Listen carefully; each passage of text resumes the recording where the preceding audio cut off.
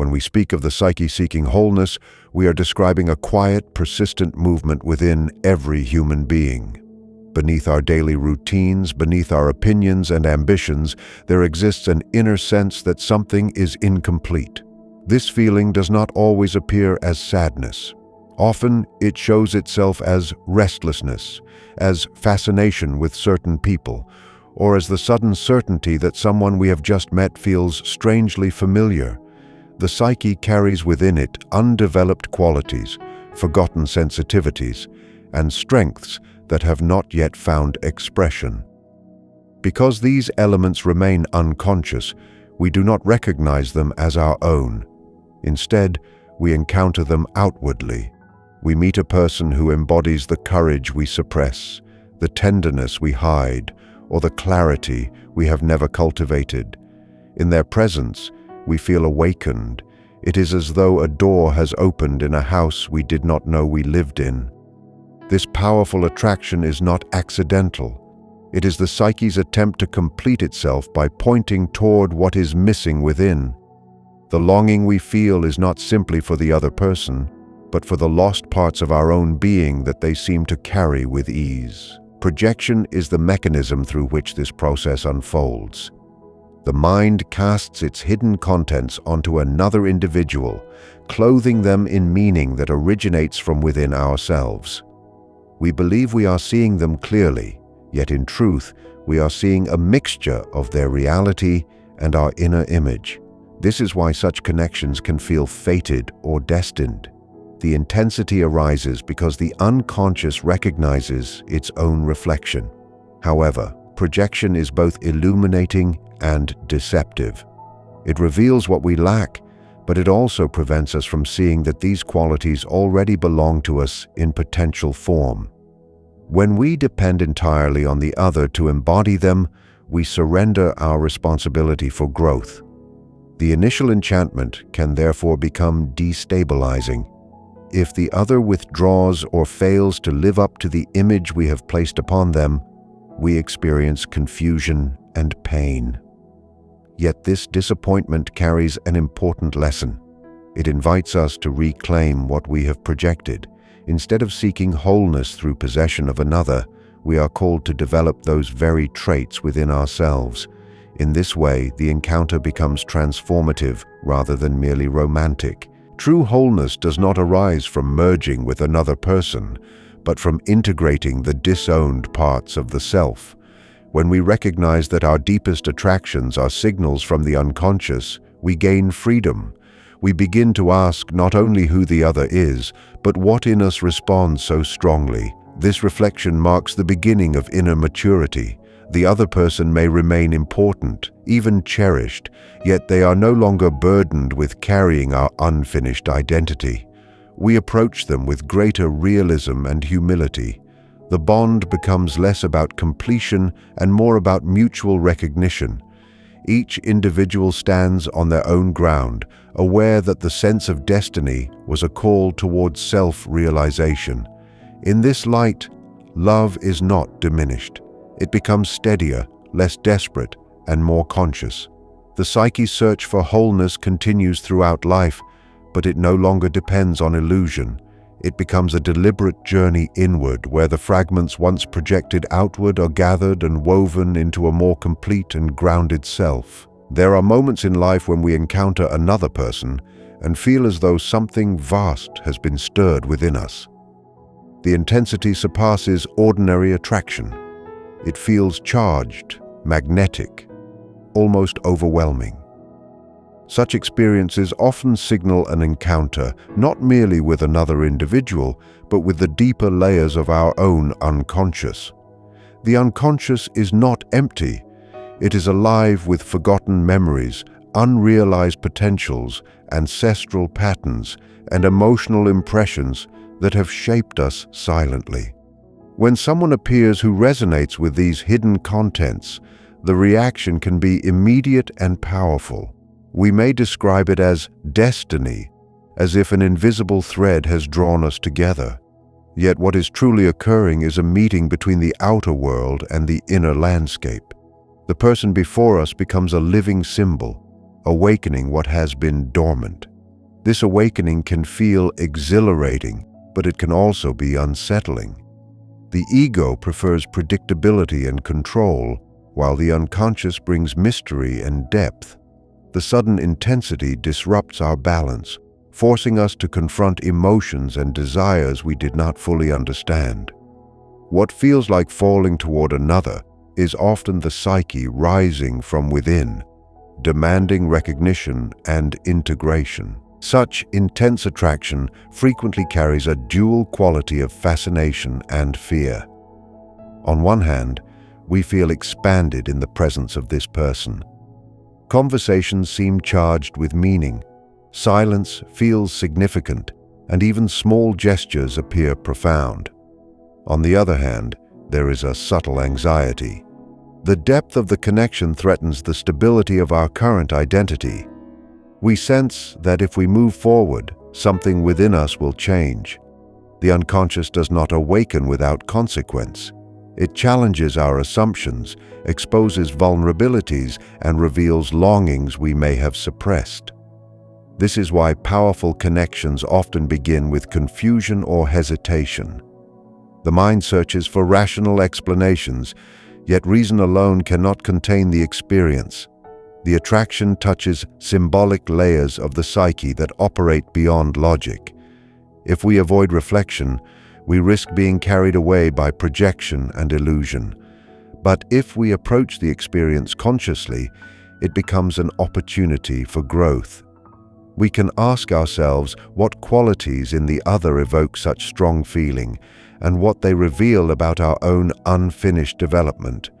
In doing so, the encounter transforms from mere emotional intensity into a meaningful psychological event, guiding us toward greater self-awareness rather than dependency. Rejection, especially at the beginning of a profound connection, is often misunderstood as indifference or lack of feeling. In truth, it can arise precisely because the feeling is too strong. When an encounter touches the deepest layers of the psyche, it disrupts the familiar structure of the self.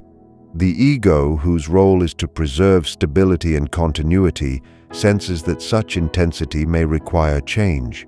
Change, however necessary, feels like danger to the ego.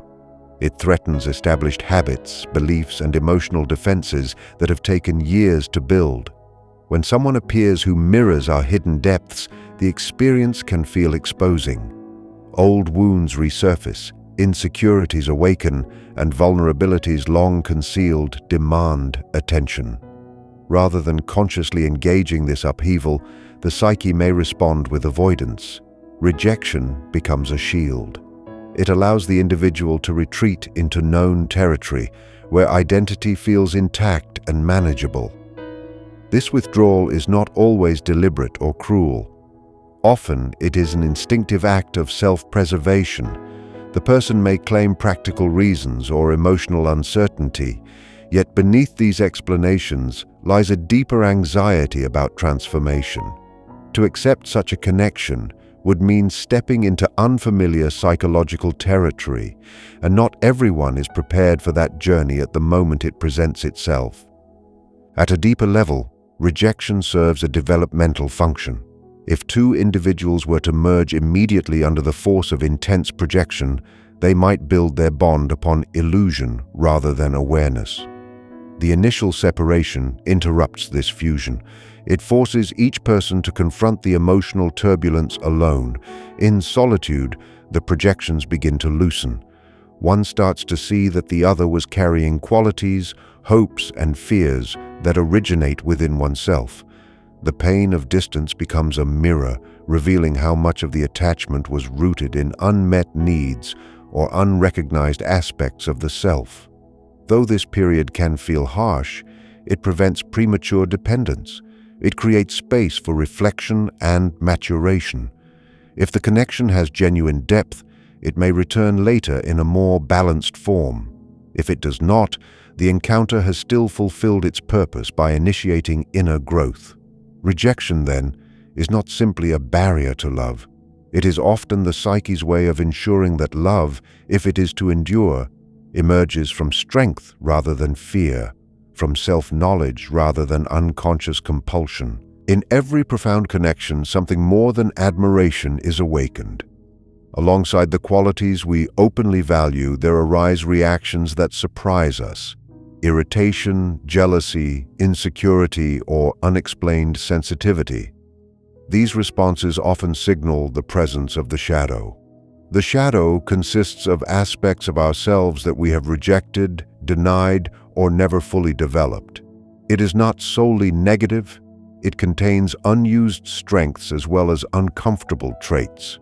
When we meet someone who evokes powerful emotion, they frequently touch these hidden layers. A person who appears confident may stir our buried self-doubt. Someone expressive may highlight our own restraint. At the same time, we may criticize in them what we secretly fear in ourselves. The shadow does not announce itself directly. It appears through projection. We attribute to the other qualities that belong, at least in part, to us. This is why intense bonds can oscillate between admiration and frustration. The beloved becomes both inspiration and disturbance. The psyche is not merely responding to who they are, but to what they awaken within. Without awareness, this dynamic can create misunderstanding. With reflection, however, it becomes a path toward greater self-knowledge and emotional balance. When rejection occurs in such connections, the shadow is often deeply involved. The other person may withdraw because the mirror feels too revealing. To remain would require confronting insecurities, past wounds, or unacknowledged desires. It is easier to step back than to face the discomfort of inner contradiction. Similarly, the one who feels rejected may experience not only loss, but wounded pride or revived childhood fears. These reactions indicate that the bond has touched layers formed long before the present relationship. The shadow carries old patterns, and intense attraction can activate them rapidly. Yet this activation is not meaningless. It offers an opportunity to integrate what has been avoided. By examining emotional reactions without immediate blame, we begin to reclaim disowned parts of ourselves. We recognize that the traits we admired or condemned in the other have roots within our own personality. Integration does not eliminate attraction, but it transforms its quality. The connection becomes less about unconscious compulsion and more about conscious engagement. In this way, the emergence of the shadow, though uncomfortable, serves a constructive role. It reveals that profound love is not simply about harmony, but about the courage to encounter oneself through the presence of another. When a connection feels overwhelming, the ego senses a threat, not because love is harmful, but because it challenges the boundaries of identity. The ego is the center of our conscious awareness. It organizes experience, builds continuity, and allows us to function with coherence in the world. Over time, it forms a narrative about who we are, our strengths, our limitations, our preferences, and our defenses. This structure gives stability. Yet when we encounter someone who reflects our hidden depths and unrealized potential, the stability begins to tremble. We may feel drawn toward them with unusual force, yet at the same time we sense that being close to them will alter our established self-image. The ego resists this alteration. It interprets the intensity as loss of control. To love deeply means to soften rigid definitions of oneself. It means allowing influence, vulnerability, and emotional exposure. For the ego, such openness resembles dissolution. Therefore, it tightens its grip. It produces doubts, rational objections, or sudden emotional distance. These reactions are not always conscious decisions. They arise automatically as protective mechanisms. The more transformative the bond appears, the stronger the resistance may become. In this way, the ego attempts to preserve continuity, even if that continuity limits growth. This resistance often manifests as rejection or withdrawal at the very beginning of a profound bond. The person may feel the magnitude of the connection but hesitate to step into it fully. They might say they are unprepared, uncertain, or in need of space. Beneath these explanations lies a deeper struggle between preservation and transformation. To move forward would require shedding old defenses and confronting inner contradictions. It would mean acknowledging long-suppressed desires or unresolved wounds. The ego fears that such confrontation will dismantle the familiar self. Yet the paradox is that true development demands precisely this process. Without some loosening of rigid identity, the personality cannot expand. When rejection occurs, it reflects this inner conflict. The individual retreats to protect their current structure of selfhood. However, if reflection follows, the resistance can gradually soften. The ego begins to understand that transformation does not equal destruction, but reorganization at a higher level of awareness. If both individuals undertake this inner work, the bond may re-emerge with greater stability. If not, the experience still serves a purpose by revealing the limits of the old identity. In either case, the resistance of the ego demonstrates that profound love is never merely emotional. It is a psychological event that demands growth. When separation follows an intense connection, the pain can feel disproportionate to the time shared. This is because the loss is not limited to the other person. It includes the sudden absence of the awakened parts of ourselves. During the connection, hidden qualities rise to the surface. We may feel more alive, more imaginative, more courageous, or more emotionally open. When distance occurs, it seems as though these qualities vanish with the person. The emptiness that follows is therefore not only relational but psychological. Yet this painful space carries a purpose. Without the constant presence of the other as a mirror, we are compelled to turn inward. The energy once directed outward in longing gradually seeks expression within. We begin to reflect rather than react. Questions arise. What exactly did this connection awaken in me? Why did it feel so necessary? What part of myself did I experience through them? In facing these questions honestly, the individual begins the process of individuation, the movement toward becoming a more integrated and self-aware person. The pain of separation becomes a catalyst rather than a conclusion. It marks the beginning of inner dialogue, where the psyche attempts to reclaim what was previously projected. Individuation is not a dramatic transformation, but a gradual reordering of the inner world. Through reflection, emotional patterns become clearer. One recognizes old fears that shaped reactions, childhood impressions that influenced attachment, and ideals that were placed upon the other without full awareness. Instead of seeking immediate replacement or reunion, the individual learns to sit with the discomfort. This patience strengthens the ego in a healthier way. It no longer resists growth but participates in it consciously. The qualities once admired in the other are slowly cultivated within. Confidence becomes self-generated rather than borrowed. Emotional depth becomes a personal capacity rather than a shared experience dependent on another's presence. As this integration unfolds, longing softens into understanding. The memory of the connection remains significant, yet it is no longer overwhelming. Whether reunion occurs or not, the person emerges more whole than before. The separation, which initially appeared as rejection or loss, reveals itself as an essential phase in psychological development. It ensures that love, if it returns, will be approached from maturity rather than dependency. And if it does not return, the encounter will still have fulfilled its role in guiding the individual toward greater inner completeness. When a love feels predestined, it often carries a symbolic weight that exceeds personal history. One may feel as though the meeting was written long before conscious choice, as though unseen forces have arranged the encounter. This sensation arises from archetypal patterns embedded within the collective layers of the psyche. Archetypes are universal structures of experience, ancient images and relational patterns that shape how human beings perceive connection, devotion, separation, and reunion. When two individuals step into a dynamic that echoes these patterns, the experience feels larger than personal preference. It resonates with myths of destined companions, mirrored souls, and journeys toward unity.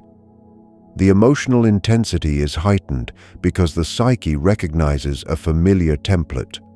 We are not only relating as individuals shaped by our biographies, we are participating in a timeless pattern that has repeated across cultures and generations. This recognition can inspire depth, meaning, and commitment. However, it can also lead to idealization. When archetypal energy is activated, the other person may be elevated into a symbolic role rather than seen in their human complexity. The sense of destiny, while powerful, must be approached with awareness if it is not to become illusion. Understanding the archetypal dimension of such love brings balance. It allows us to appreciate the depth of the experience without surrendering critical reflection. The feeling of inevitability does not mean that events are fixed or that effort is unnecessary. Rather, it indicates that the connection touches something universal within us. When rejection occurs in this context, it can feel especially dramatic, as though a sacred narrative has been interrupted. Yet even this rupture belongs to the archetypal pattern. Many ancient stories describe separation before union, trials before fulfillment. These themes mirror psychological truth. Growth requires tension and differentiation. By recognizing the symbolic layer of the experience, we avoid placing unrealistic expectations upon the other person. We understand that they are both a real individual and a carrier of archetypal meaning within our psyche. This dual awareness prevents blind idealization while preserving the sense of significance. In this way, love that feels predestined becomes an invitation to participate consciously in a universal pattern rather than being unconsciously driven by it. The encounter then serves not only personal desire, but deeper psychological development, guiding us toward maturity within the timeless structures of human experience. True union between two individuals cannot occur while each remains divided within themselves. When a connection is built primarily upon projection, longing, or the desire to be completed, it rests on unstable ground. At first, the intensity may create the illusion of harmony. Each person feels understood, mirrored, even rescued from inner emptiness. Yet this apparent unity often conceals unresolved conflicts within the personality. Unacknowledged fears, suppressed desires, and undeveloped strengths remain active beneath the surface. As long as these elements are denied, the relationship becomes a stage upon which inner fragmentation is played out.